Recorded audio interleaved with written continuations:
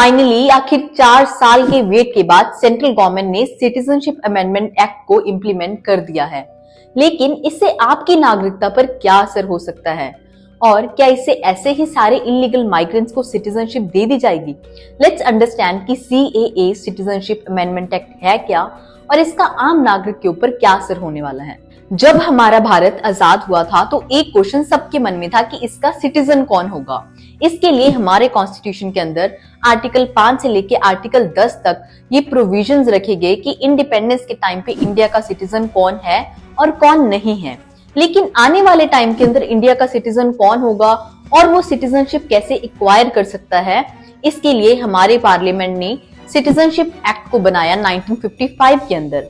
और according to the time इस act को अमेंड भी किया गया। इसके अंदर बहुत सारे नए रूल्स ऐड किए गए। आज तक इस एक्ट को टोटल 10 बार अमेंड किया गया है। लास्ट इसे अमेंड किया गया था 2019 के अंदर, जिसको हम बोलते हैं सिटीजनशिप अमेंडमेंट एक्ट 2019, जिसको लेके ये सारी कंट्रोवर्सी है। लेकिन ये एक्ट है क्या, लेट्स सी। 1955 का जो ओरिजिनल एक्ट है सिटीजनशिप एक्ट ऑफ 1955, उसके अंदर 5 तरीके बताए गए हैं जिनसे आप इंडियन सिटीजनशिप एक्वायर कर सकते हो। पहला है बाय बर्थ, अगर आप यहाँ पे पैदा हुए हो। सेकंड, बाय डिसेंट, अगर आपके पूर्वज यहाँ से बिलोंग करते थे। थर्ड, बाय रजिस्ट्रेशन, यहाँ पे रजिस्टर करके। फोर्थ, बाय नेचुरलाइजेशन, कि आप बहुत लंबे टाइम से इंडिया के अंदर रह रहे हो और अब आप यहाँ की सिटीजनशिप के लिए अप्लाई कर रहे हो।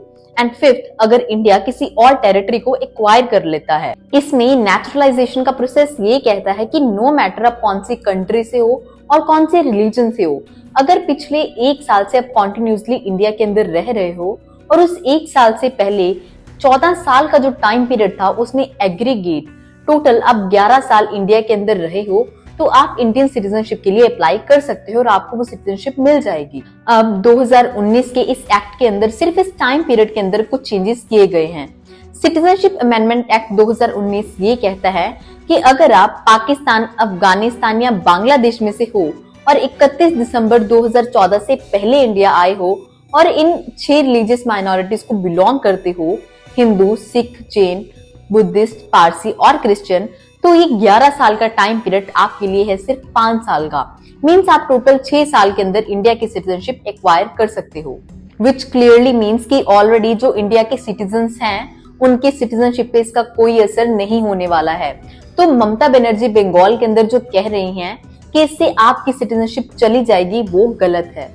तो फिर लोग प्रोटेस्ट कर क्यों रहे हैं? लोगों को इससे क्या प्रॉब्लम है? इस एक्ट के अंदर 3 मेजर प्रॉब्लम्स हैं जिसकी वजह से बहुत सारे लोग और बहुत सारी ऑपोजिशन पार्टीज इसके अगेंस्ट प्रोटेस्ट कर रही हैं। पहला कि ये राइट टू इक्वालिटी के अगेंस्ट है, क्योंकि इस एक्ट के अंदर जूइश पीपल और मुस्लिम्स को इंक्लूड नहीं किया गया है, जबकि पाकिस्तान, अफगानिस्तान और बांग्लादेश में से इंडिया के अंदर इलीगली माइग्रेट होने वाले और रेफ्यूज लेने वाले बहुत सारे मुस्लिम पॉपुलेशन भी है।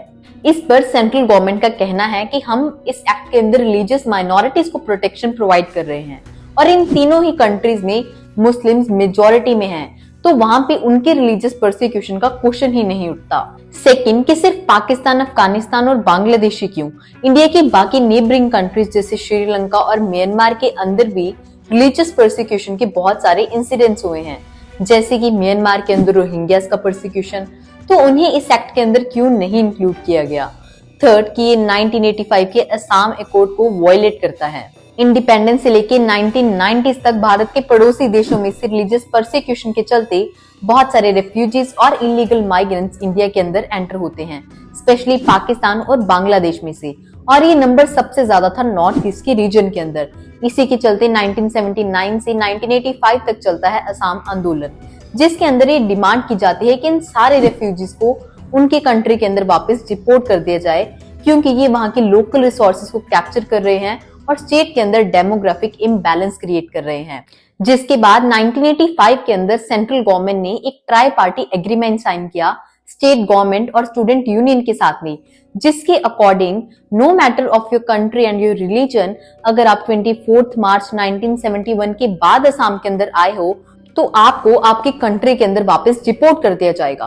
तो क्लियरली ये एक्ट कॉन्ट्रडिक्ट कर रहा है असम अकॉर्ड को, जहां पे असम अकॉर्ड के अंदर हम बात कर रहे हैं उन्हें डिपोर्ट करने की, वहीं सिटीजनशिप एक्ट उनके लिए सिटीजनशिप एक्वायर करने का प्रोसेस और ज्यादा इजी कर रहा है।